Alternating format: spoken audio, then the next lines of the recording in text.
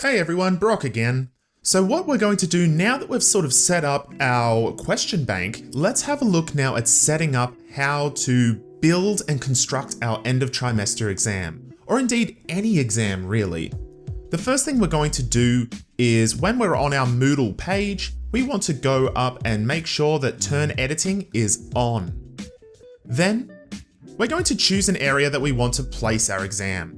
So just because it's probably one of my less cluttered tiles, I'm just going to choose to place it under assessment summary. The next thing I'm going to do is add an activity or resource, and I'm going to scroll down to quiz, and I'm going to click add. Now, what I'm going to do here is basically go through and pick apart each of these settings that I feel is relevant and useful to sort of change and adjust. So name, we will call this end of trimester exam. Now, the next part, or the first part I should say rather, is our timing. You have some options here. You may choose to open the quiz, you can choose to close the quiz. Now, again, this is very subjective, but what I personally will do is I do not choose to open the quiz because I'll just have it hidden on the Moodle page. However, if you're worried that you might forget to open it on time or anything like that, you can set it on a timer. So let's set that we will open the quiz on the 21st. Let's set it for let's set it for 12:30. Now, let's say this is a 1-hour exam with 10 questions. Obviously, this isn't realistic. I'm just making up numbers. You will put your own details here. Now, close the quiz. I choose to use both the closing of the quiz and the time limit. So what I'm going to do is enable both of these. As this is a 1-hour exam, the time limit will be 60 minutes. But what I typically do is I will choose to close the exam. So if the exam starts at 12:30, it should be ending at 1:30. I'm actually going to set this to 1:45.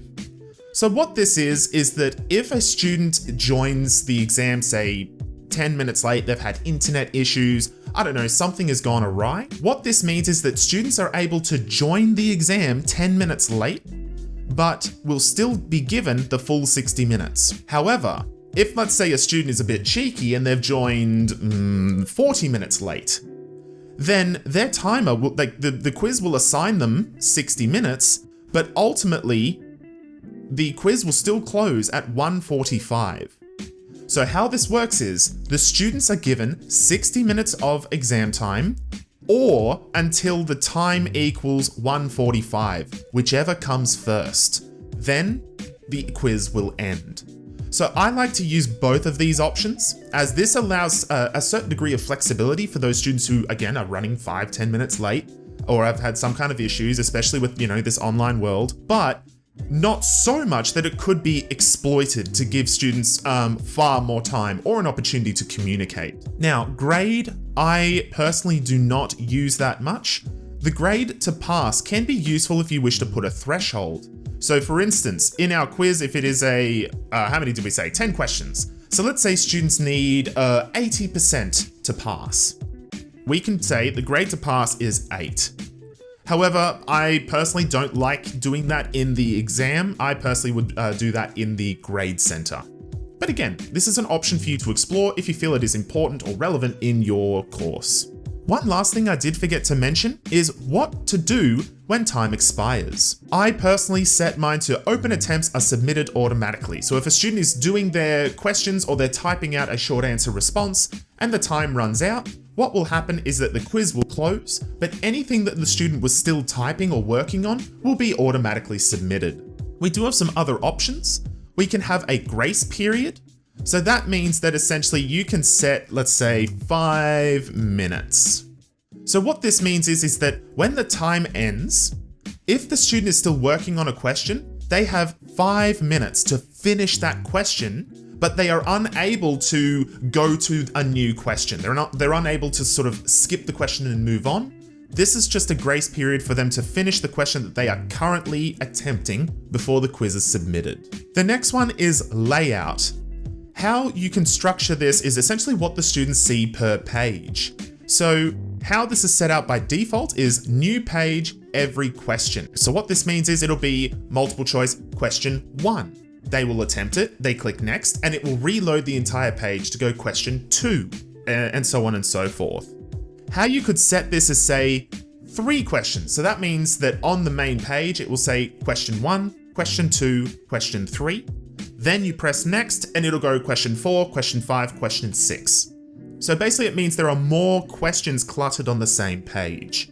Now, this is a personal preference, but I personally have mine on every question. And then we look at the navigation method. There are 2 options, free and sequential. Sequential will mean that in our 10 question multiple choice quiz, what will happen is students will be presented with question 1. They are unable to skip or unable to control which questions they do. Question 1 will appear, they must attempt question 1, and then once they have chosen their answer and move on, they can't go back and they can't go forward. They must attempt every question in order. The opposite of that is free. What this does is allows students to, say, skip a question. They could go to question 1 and go, "Ooh, I don't quite remember this one. Let's go to question 2. Oh wait, now I remember question 1," and they can backtrack. So they have more flexibility in terms of which questions they want to complete at which time. Now again, this is very much dependent on how you want to organize and structure your exams. I personally have mine on free. However, I know there is a lot of argument to be made on sequential, so please just choose whichever one you feel is most appropriate for your course and your exam. The next one here with question behavior, I personally do not change any sections here. Shuffle within questions, we want to turn that to yes, but we have many different other ways to randomize these questions. The next one is review options. Now, as this is an end of trimester exam, I personally turn all of these off. And the reason for that is that I review the exams and I give sort of feedback to students about their exams in class. However, if this was, say, like a weekly formative quiz or some kind of revision quiz that you've set up for students, absolutely you can change these review options here so that students can go back to the quiz and go, oh, which questions did I get right? Which questions did I get wrong? Was there any specific feedback on this question? Like, you know, option B was incorrect because of blah, blah, blah, blah, blah. So again, there's a lot of flexibility here in how you want to structure these quizzes and what purpose you want them to serve. As we are leading towards end of trimester exam time, I am approaching this from an end of trimester exam point of view. However, again, this is definitely an option to sort of play around with, especially if you use a lot of quizzes for revision. Next one is appearance. Again, I don't make any changes here. The next one is a very important one, extra restrictions on attempts. Now, when you click the little arrow or title here, it appears like nothing has happened. You need to then click show more. And by clicking that, we can see we have a heap of new options. And there's one very important one up the top here. And I always use this just as a failsafe. Require password. So what you can do is you can choose a password and students must type in that password before they can begin the exam.